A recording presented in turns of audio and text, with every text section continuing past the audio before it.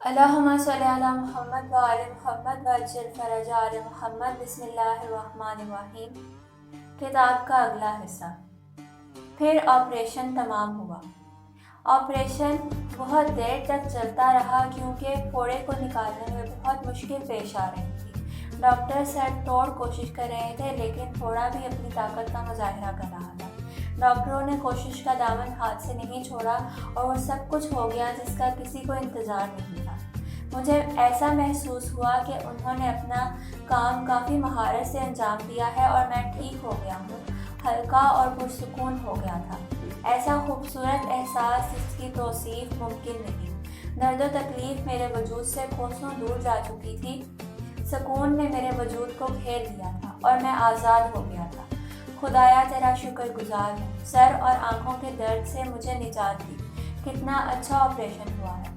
انہوں نے درجنوں قسم کی تاریں اور مشینیں میرے سر اور چہرے سے لگا رکھی تھیں، لیکن اس کے باوجود میں آپریشن کے بیڈ سے اٹھ کر بیٹھ گیا۔ میں نے ماں کی گود سے لے کر ہسپتال میں داخل ہونے تک سارا گزرا زمانہ ایک لمحے میں دیکھ لیا۔ یہ سارا زمانہ میرے سامنے اپنی تمام تفصیلات کے ساتھ موجود تھا۔ میرا وجود خوشیوں اور مسرتوں سے بھر گیا تھا اور ایک ہی لمحے میں اپنی پوری زندگی اور سارے اعمال کو دیکھ لیا تھا۔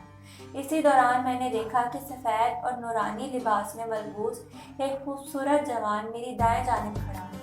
وہ کتنا حسین اور خوبرو تھا۔ اس کی زیبائی نے مجھے اپنے سحر میں گرفتار کر لیا تھا اور میرا جی چاہتا تھا کہ اس کے ہم آغوش ہو جاؤں۔ وہ میرے سامنے کھڑا میرے چہرے کو دیکھ کر مسکرا رہا تھا۔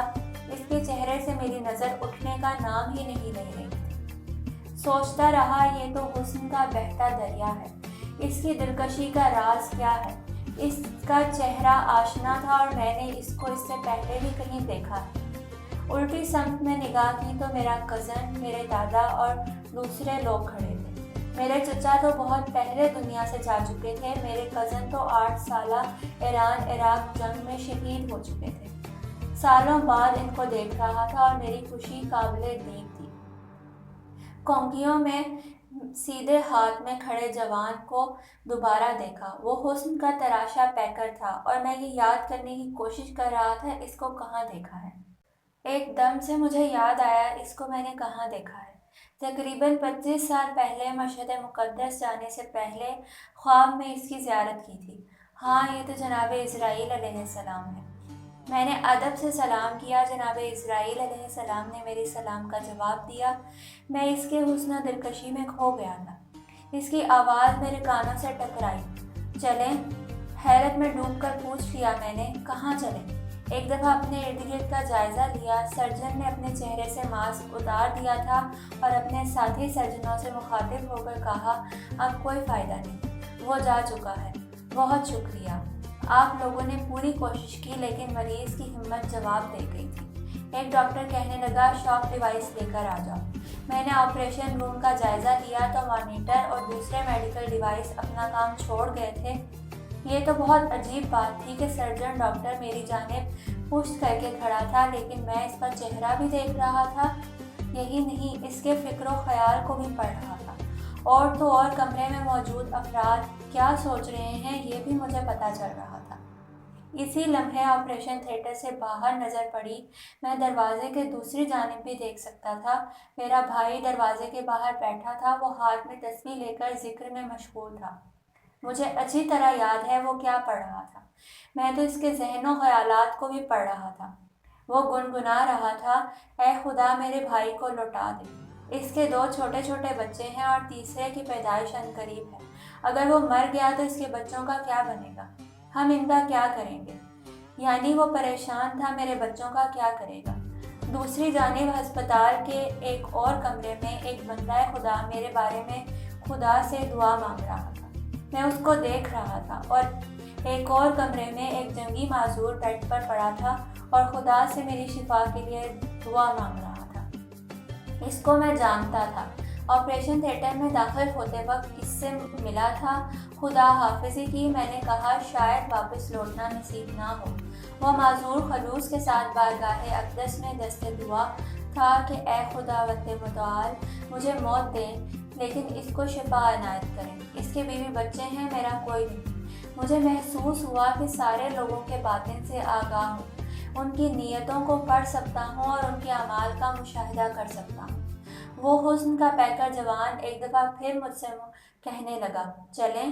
میں اس صورتحال سے بہت خوش تھا، نہ درد کا کوئی نشان، نہ غم کی کوئی علامت۔ یہ تو میں سمجھ گیا تھا کہ صورتحال بہت اچھی ہے، لیکن پھر بھی میں نے انکار کیا۔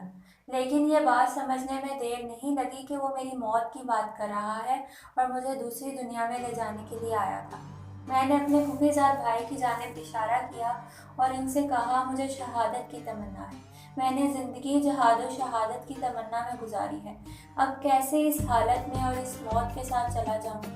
لیکن میرے اصرار کا کوئی فائدہ نہیں تھا اور میرے لیے جانے کے سوا کوئی چارہ نہیں تھا۔ اسی لمحے دو اور جوان میرے دونوں اطراف ظاہر ہوئے اور کہنے لگے، چلیں؟